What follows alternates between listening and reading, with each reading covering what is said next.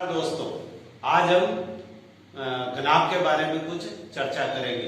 इससे पहले कि घनाभ के बारे में चर्चा करें, आपको हमारा अगर चैनल पसंद आया है और अच्छा लगा है, समझ में आया है, तो लाइक और सब्सक्राइब जरूर करें। धन्यवाद। आप लोगों का सहयोग की बहुत आवश्यकता है। दोस्तों, हमने घन के बारे में पढ़ा था, अब आज घनाभ के बारे में पढ़ेंगे। घन और घनाभ, इसमें कोई ज्यादा डिफरेंस नहीं है।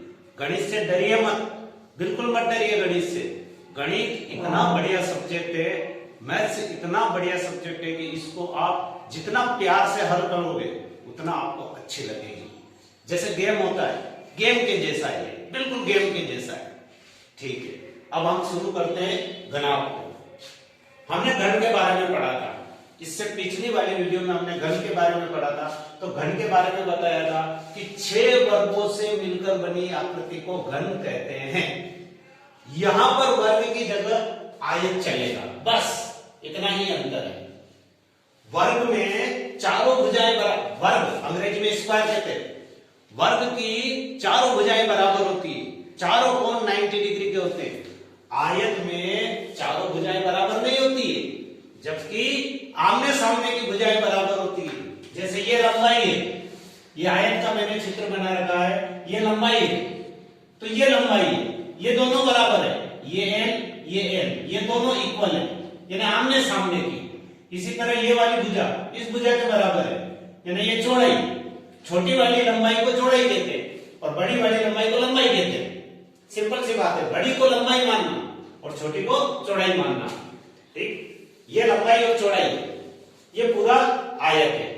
ऐसे अगर हम 6 आयत मिला दें, 1 2 3 4 5 6 आयत को मानिए। सपोज करो, जैसे मैं आपको बताता हूं एक उदाहरण। जैसे ये देखा जाए तो ये घनाभ है, क्यूबॉइड है, पर इसका एक पृष्ठ देखो, ये एक हिस्सा है, ये वाला एक आयत है, ये लंबाई, ये चौड़ाई, ये आयत है। ऐसे 6 आयत मिले हुए कहां है मैं बताता हूं। 6 आयत, 1 2 3, ये भी एक देखो छोटा आयत है, ये लंबाई है और ये चौड़ाई है। ये आयत कितने हो गए? 3 4 5 और ये 6। वापिस देखो, 1 2 3 4 5 और 6। इसी तरह आप देखो, इसमें डस्टर में भी देखिए आप, ये तो 1 ये वाला, ये रेक्टेंगल, आयत को अंग्रेजी में रेक्टेंगल बोलते हैं। 1 2 3 4 5 और 6, तो ये क्या हुआ? घनाभ। तो अब आप आराम से आपके आसपास में बहुत सारी वस्तुएं जो घनाभ है, बहुत सारी वस्तुएं आपके घर पे आराम से आप देख सकते हो। माचिस की डिब्बी, चौक का डिब्बा, ऐसे बहुत सारे घनाभ है। म्यूजिक बॉक्स होता है, वो भी घनाभ है। इस तरह से बहुत सारी चीजें घनाभ है। तो घनाभ के बारे में अब आप रोचकता से आप समझो कि घनाभ में होता क्या है, इन सब अंगों को क्या बोलते हैं। अरे जैसे अपने फैमिली के अंदर मम्मी होते हैं, पापा होते हैं, भैया होती है, बहन होती है, दादा होती है, दादी होती है, इसी तरह इनके भी अंग होते हैं। मैंने तुम्हें घन के बारे में भी बताया था, घन के भी अंग बताए थे। एक तो फलक, एक शीर्ष और एक भुजा, 3 इनके सदस्य होते हैं, फलक, शीर्ष, भुजाएं। ये वाला हिस्सा फलक कहलाता है। 1 2 3, जो मैंने आपको 6 आयत गिनाए थे, इसमें 6 आयत गिनाए थे, ये फलक है।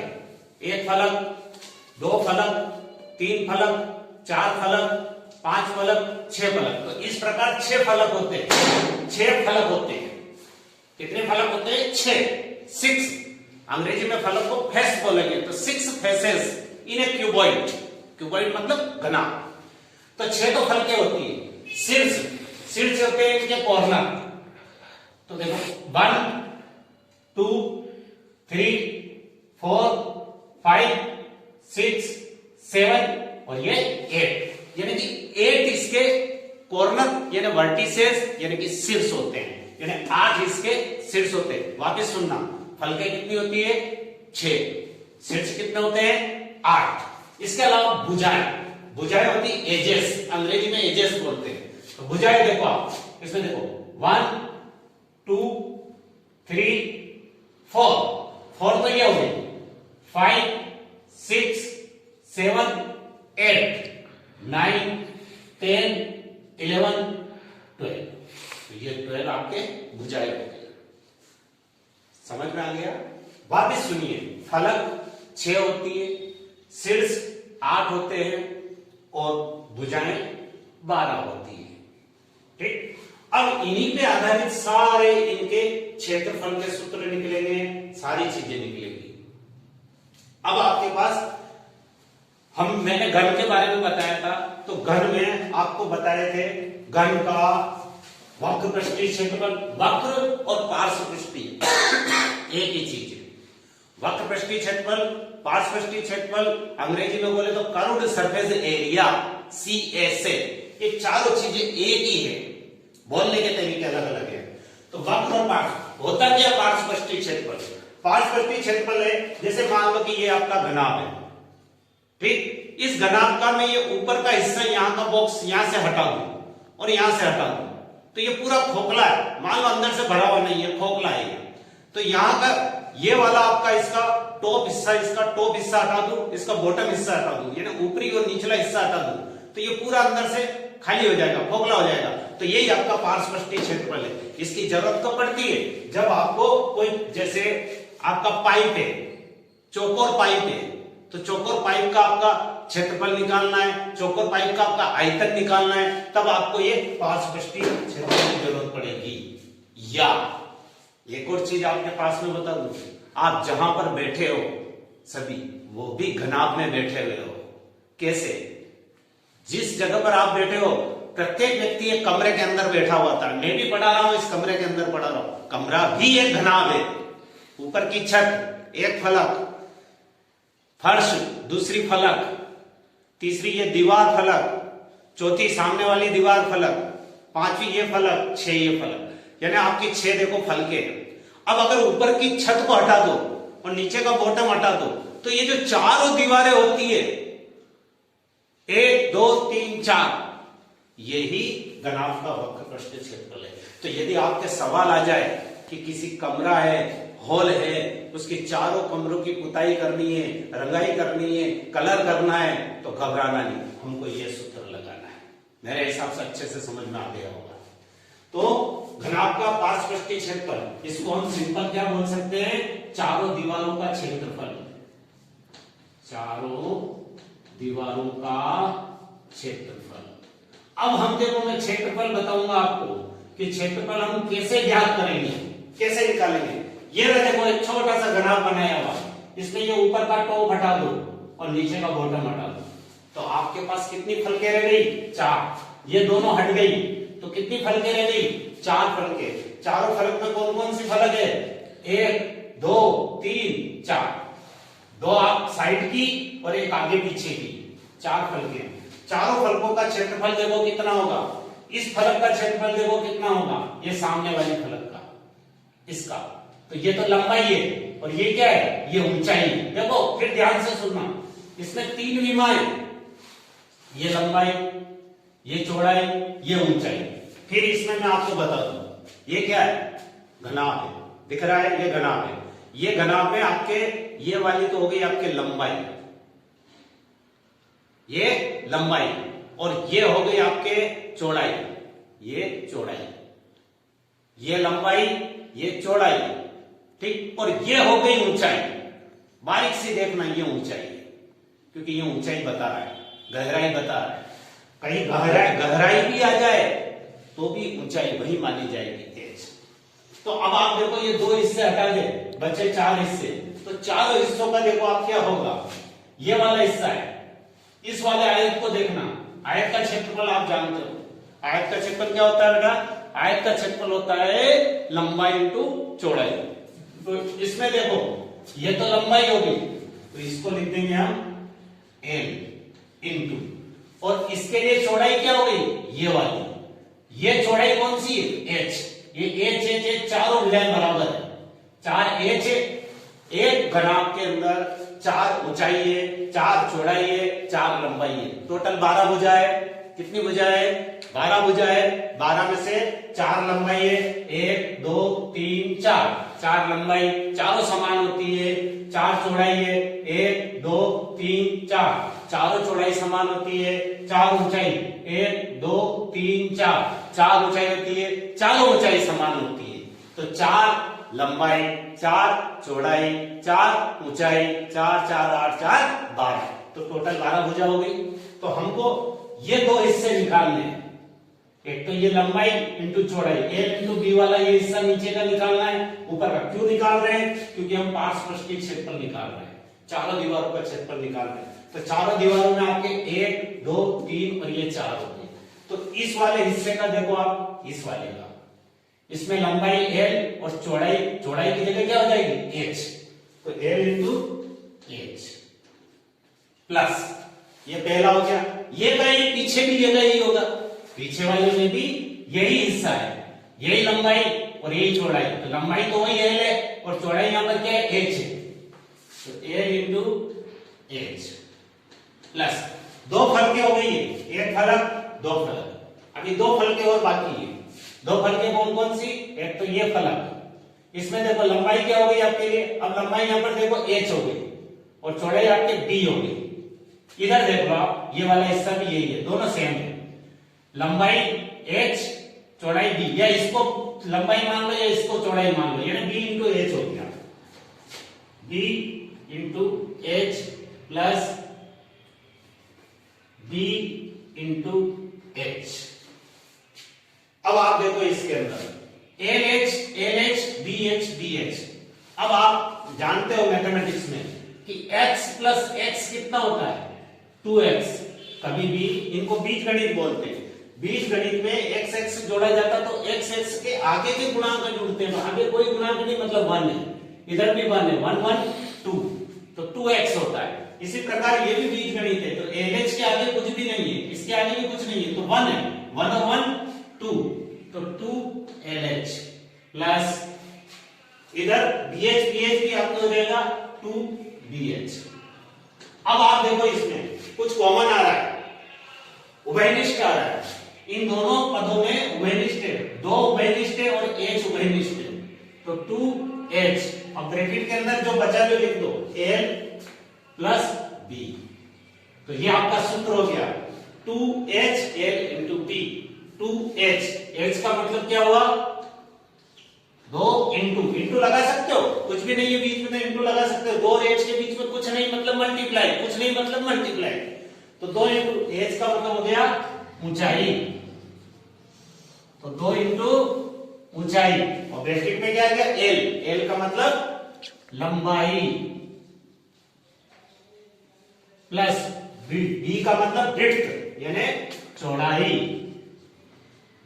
तो ये आपका चारों दीवारों का क्षेत्रफल आ गया, 2 इंटू ऊंचाई ब्रैकेट में लंबाई प्लस चौड़ाई। अब हम संपूर्ण पृष्ठीय क्षेत्रफल निकालेंगे। अब आपको मैं घनाभ का संपूर्ण पृष्ठीय क्षेत्रफल बता रहा हूं। घनाभ का संपूर्ण पृष्ठीय क्षेत्रफल, हमने घनाभ का पार्श्व पृष्ठीय क्षेत्रफल निकाला था, उसमें ऊपर और नीचे, टॉप और बॉटम हटाकर चारों दीवारों का निकाला था, अभी थोड़ी देर पहले मैंने बताया। अब आपको ये दोनों शामिल कर लेना, मतलब कुछ भी नहीं हटाना है। 6 फलके तो 6 फलकों का क्षेत्रफल जोड़ना है, तो एक फलक एक आयत, तो इसका हो जाएगा 2 इंटू एक फलक ये लंबाई इंटू चौड़ाई, तो ये हो जाएगा आपका L into B plus B into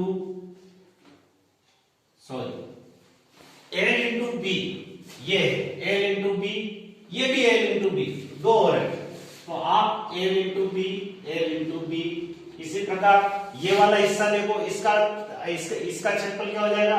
B into H, B into H plus इधर इसका भी हो जाएगा B इंटू H प्लस, अभी आपके ये हुए ये दोनों हिस्से और ये दोनों, अब आगे का और पीछे का, तो इसमें L इंटू H, ये तो लंबाई, ये H, L into H plus L into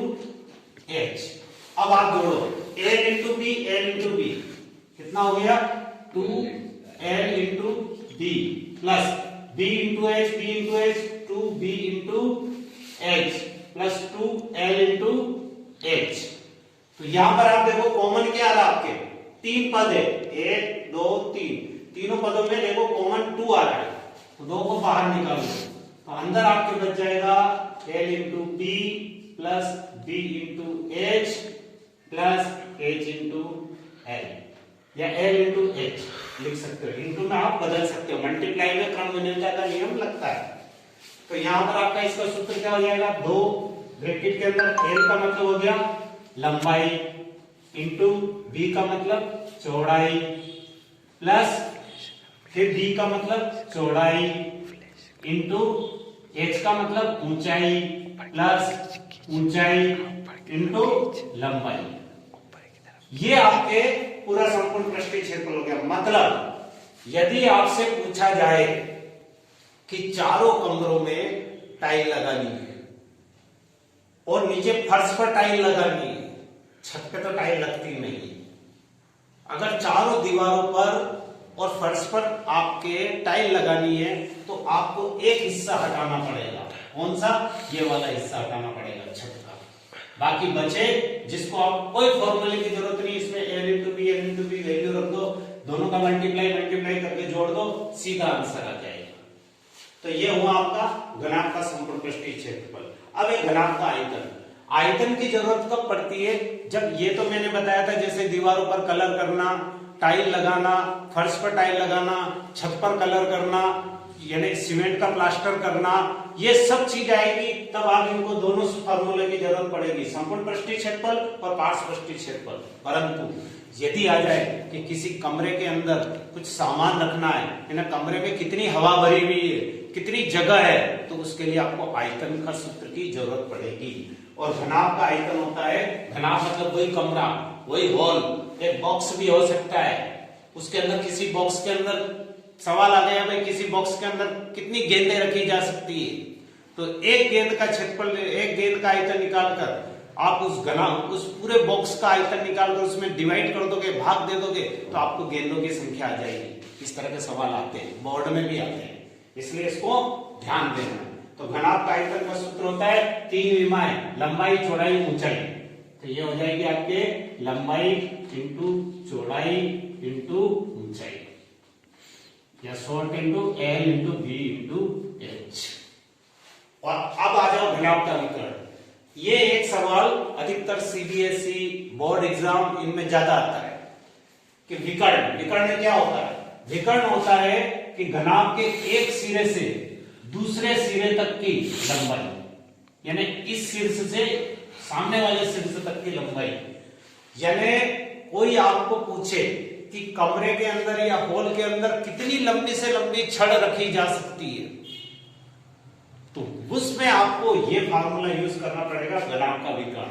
और इसका सूत्र होता है ब्रैकेट अंडर रूट लगाना पड़ता है, और रूट के अंदर आ जाएगा आपका L square plus B square plus H square. L मतलब लंबाई का स्क्वायर प्लस बी स्क्वायर मतलब चौड़ाई का स्क्वायर, एच मतलब ऊंचाई का स्क्वायर।